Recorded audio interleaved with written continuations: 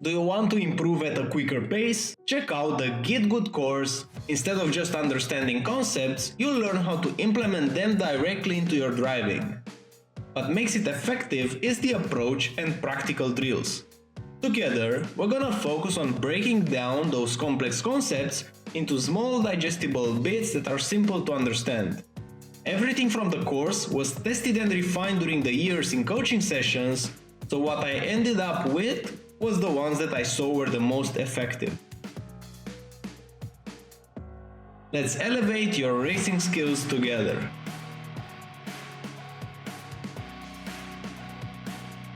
Now for the track guide. Before starting, if you want to support the channel, giving it a like and a subscribe is a free way to do it, as it will push it with the YouTube algorithm to other racers like you.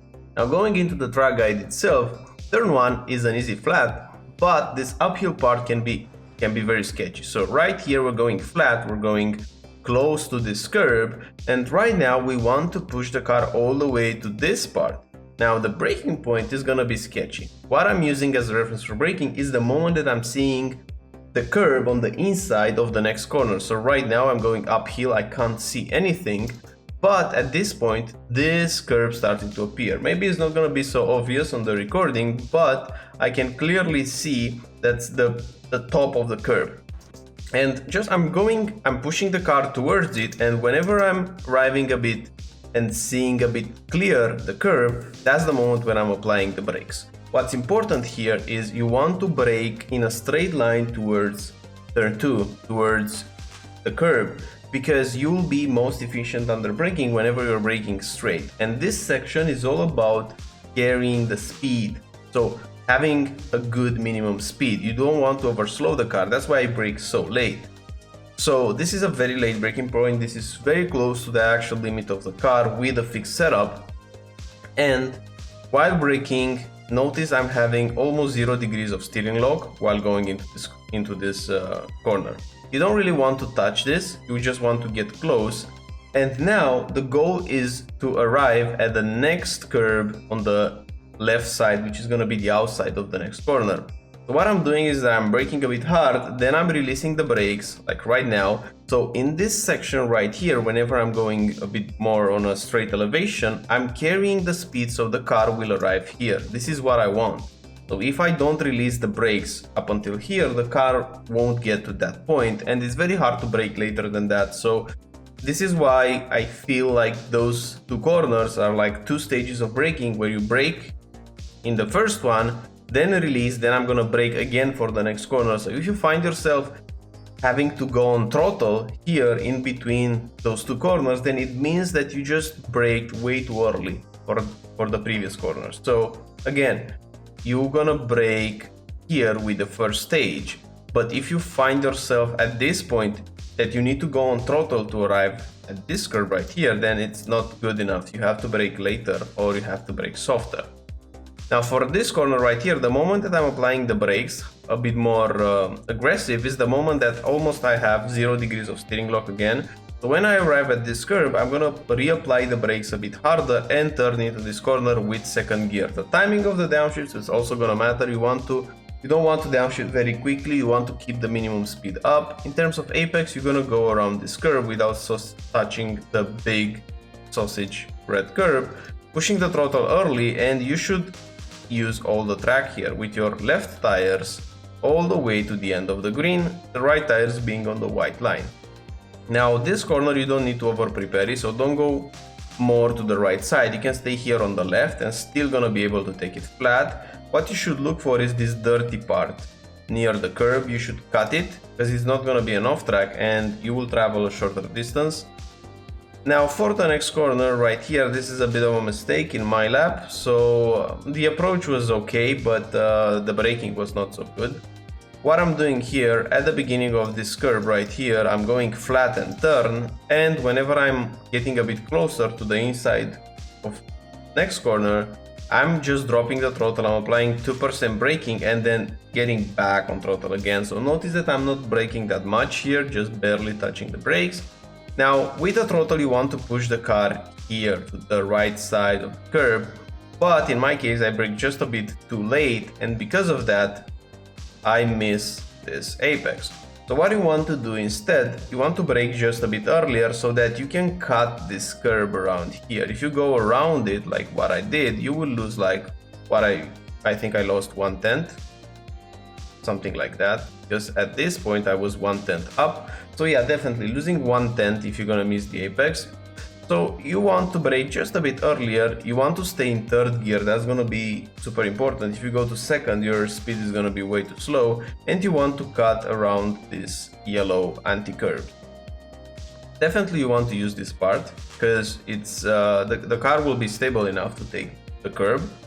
And now you're gonna push it all the way to the outside while being flat.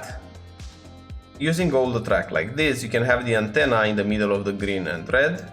Then braking in a straight line, rail braking, turning, and the moment that you're feeling that you're touching this curb, you should be already back on throttle, because this is a big straight. So the earlier you're gonna be on throttle, the better it's gonna be. If you find yourself that you go on throttle but you run out of track, then you need to turn a bit later. Late apex and early on throttle is gonna be key in this corner. And in terms of track usage, you don't want to use more than this, because the car will bottom out. If you will use, you can go a bit more to the left on the green. It won't be an off track, but the car will just, if the car is straight like this, it will lean on the left side and then it will bottom out. So the maximum that you can use is what I did here with this taller curve, the green one, as the limit.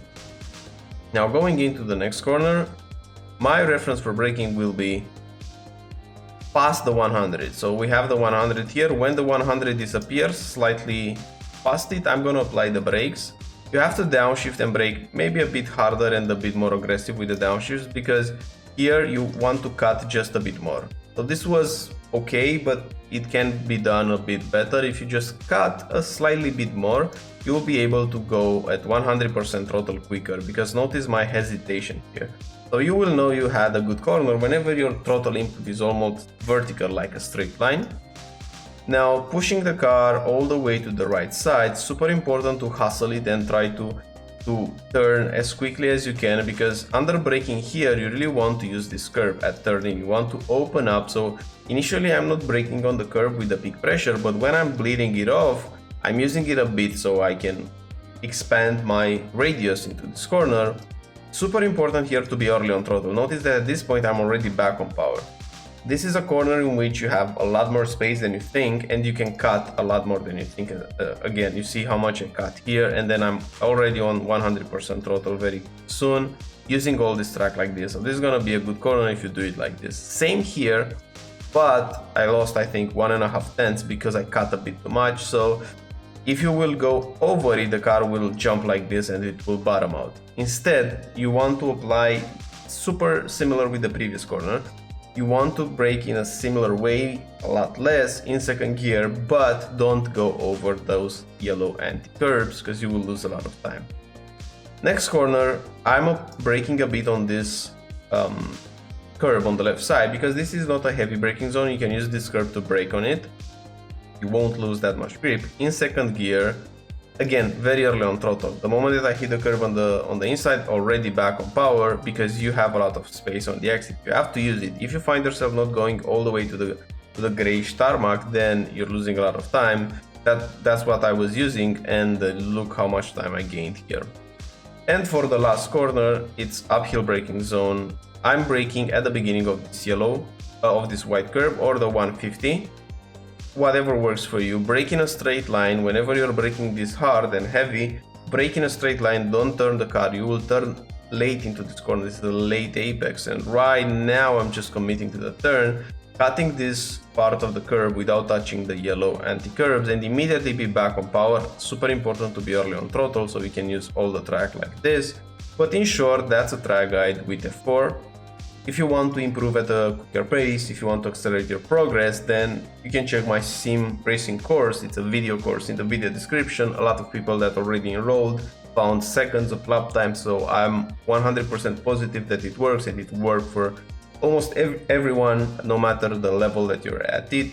And thanks again for watching this, thanks for supporting the channel, and looking forward to see you in the next video. Bye bye.